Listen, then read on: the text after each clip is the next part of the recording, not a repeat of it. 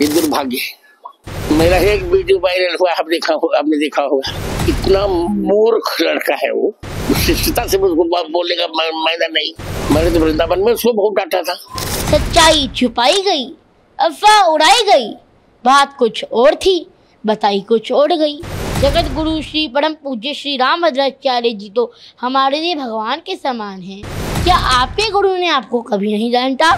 जगत गुरु श्री रामभद्राचार्य जी ने मुझे डांट भी दिया, तो इसको देश का सबसे बड़ा मुद्दा क्यों बनाया जा रहा है? मेरे घर वालों के पास कॉल्स आ रही हैं कि आप घर से बाहर नहीं निकल सकते, आपको जान से मार दिया जाएगा। मेरे से मंच की गरिमा भंग हुई तो ये मेरी गलती थी।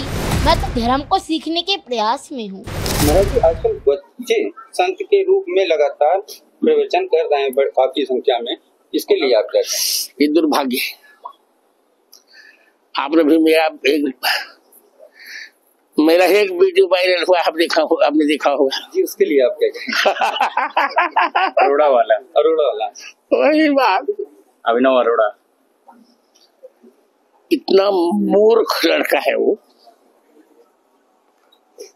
कहता है कि कृष्ण उसके साथ पढ़ता, शिष्टता से उसको बोलने का मायना नहीं। भगवान के उसके साथ पढ़ेंगे। मैंने तो वृंदावन में उसको बहुत डांटा था।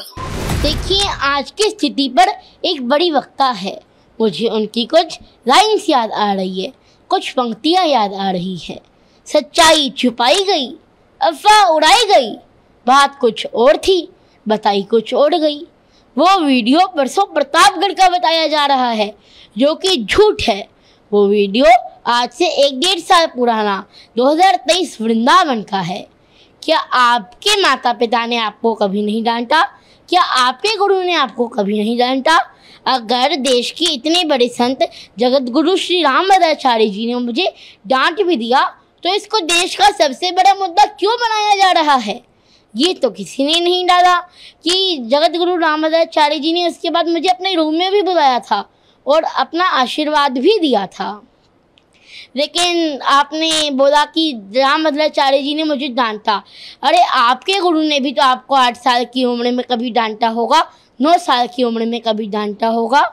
क्या आपसे 8 साल की उम्र में, 9 साल की उम्र में कभी गलती नहीं हुई क्या? वो कह रहे हैं आप स्कूल नहीं गए।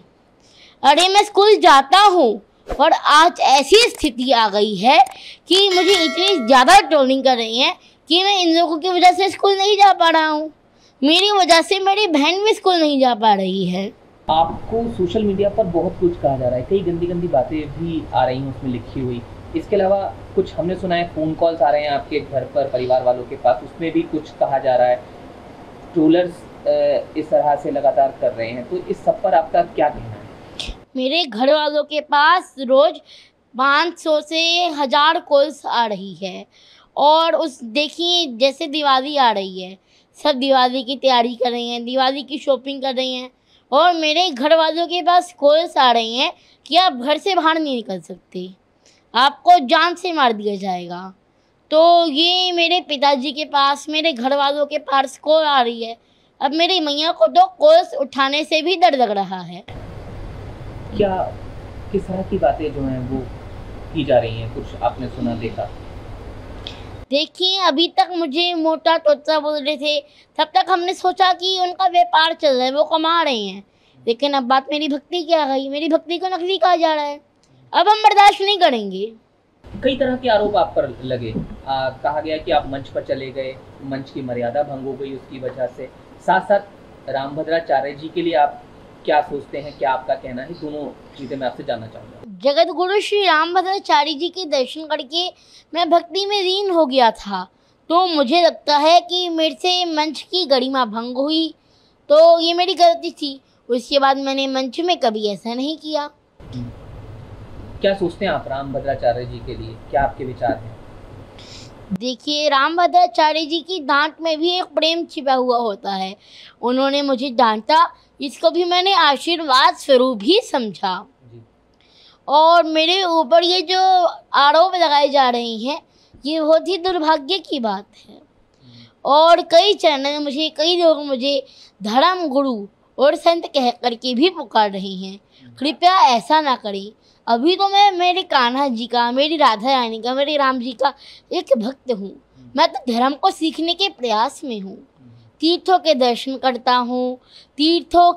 करता हूँ, ज्ञानी संतों से मिलता हूँ, उनसे समझता हूँ, उनसे सीखता हूँ। मैं तो सनातन धर्म का प्रचार करना चाहता हूँ। क्या हुआ था वो मंच वाली बात एक बार जरूर बता दीजिए आप, क्योंकि उसी को लेकर मुख्य बात जो है आप पर आरोप लगे, वो एक बार अगर आप बता पाएं पूरा क्या कुछ हुआ था। आप मंच पे चले गए थे, क्या हुआ था?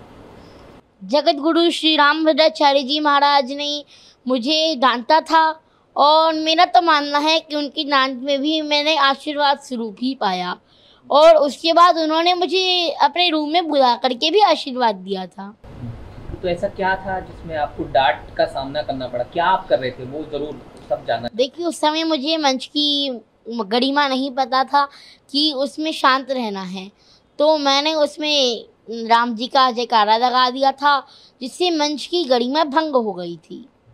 तो उसके बाद मैंने ऐसी कोई गलती नहीं की, और आपकी गलती आपको एक सीख देती है। तो फिर आप जब रामभद्राचार्य जी से मिले तो क्या आपने कुछ कहा, उन्होंने कुछ कहा? तो वो थोड़ा और बताइए उसके बारे में, क्या कुछ बात हुई, क्या रहा जब आप दोबारा मिले उनसे? उसके बाद उन्होंने मुझे अपने रूम में भी बुलाया था और मुझे आशीर्वाद दिया था।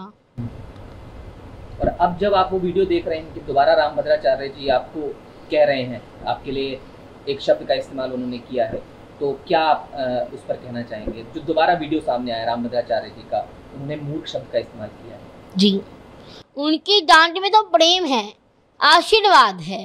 क्योंकि आप बता रहे हैं लगातार धमकियां आ रही हैं, गंदे गंदे मैसेज भेजे जा रहे हैं, तो इसमें क्या आप कोई कानूनी रास्ता भी अपना रहे हैं? हमने मथुरा पुलिस में शिकायत कर दी है, हम कोर्ट जा रही हैं, और हमें पूरा विश्वास है कि पुलिस अपना काम अच्छे से करेगी। और ये कार्यवाही हमने ट्रोलर्स के यूट्यूबर्स के खिलाफ की है, जो कि यूट्यूबर्स हैं, हमें ट्रोल कर रही हैं, मुझे जान से मारने की धमकी दे रही हैं।